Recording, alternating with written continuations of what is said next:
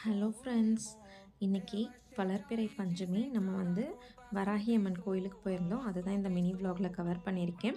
இதில் வந்து வராகியம்மன் கோயிலில் இந்த பஞ்சமி அன்னைக்கு ஒரு வேண்டுதல் வைப்பாங்க. வேண்டுதல் வச்சு தேங்காய் தீபம் ஏற்றுவாங்க.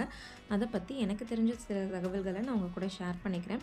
மாதத்தில் 2 பஞ்சமி வரும். ஒன்று தேய்பிறையில் வரும், இன்னொன்று வளர்பிறையில் வரும். நம்மக்கிட்டேருந்து போகணும் அப்படின்னு நினைக்கிற விஷயங்கள், நமக்கு வேண்டாம் அப்படின்னு நினைக்கிற விஷயங்கள் தேயணும், நம்மக்கிட்டேருந்து தேயணும் அப்படின்னு சொல்லிட்டு நினச்சி தேய்பிறையில் விளக்கேற்றுவாங்க. சப்போஸ் வந்து நம்மக்கிட்ட இருக்கிற பண கஷ்டம், கவலைகள், மன கஷ்டங்கள், அப்புறம் வந்து தேவையற்ற தடைகள், இந்த மாதிரி இதெல்லாம் நம்ம விட்டு விலகணும் அப்படின்னு நினைக்கிறவங்க இந்த தேய்பிறை பஞ்சமியில் நம்ம விளக்கேற்றி நம்மளோட வேண்டுதலை வைக்க ஆரம்பிக்கணும்.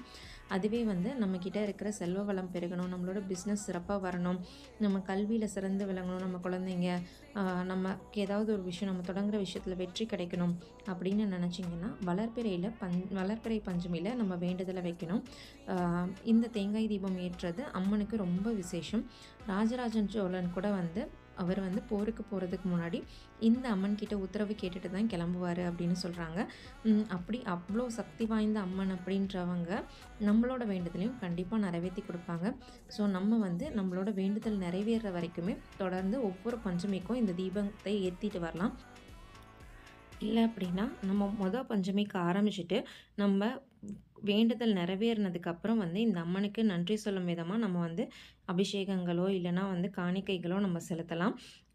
அது வரைக்கும் ஒவ்வொரு பஞ்சமிக்கும் நம்ம வீட்டிலையே வந்து பஞ்சமுக விளக்கு, வராகியம்மன் ஃபோட்டோ இருந்தால் ஓகே, இல்லை சிலை இருந்தாலும் ஏதோ ஒன்று வச்சு, இல்லைனா வந்து அந்த விளக்குலையே வந்து அம்மனை ஆவாகனம் பண்ணதான் நினச்சி நீங்கள் இந்த விளக்கை ஏற்றிட்டு வந்து அம்மன் கிட்ட வேண்டுதல் வச்சுட்டே வந்தீங்க அப்படின்னா கண்டிப்பாக உங்கள் வேண்டுதலை இந்த அம்மன் நிறைவேற்றி கொடுப்பாங்க. எனக்கும் இந்த வேண்டுதல் என்னோடது நிறைவேறியிருக்கு. அதனால தான் நான் தொடர்ந்து திரும்ப அடுத்த வேண்டுதலுக்காக இந்த அம்மனை பார்க்க வந்தேன். நீங்களும் உங்கள் வேண்டுதலை அம்மன் கிட்ட வைங்க, கண்டிப்பாக இந்த அம்மன் நிறைவேற்றி கொடுப்பாங்க.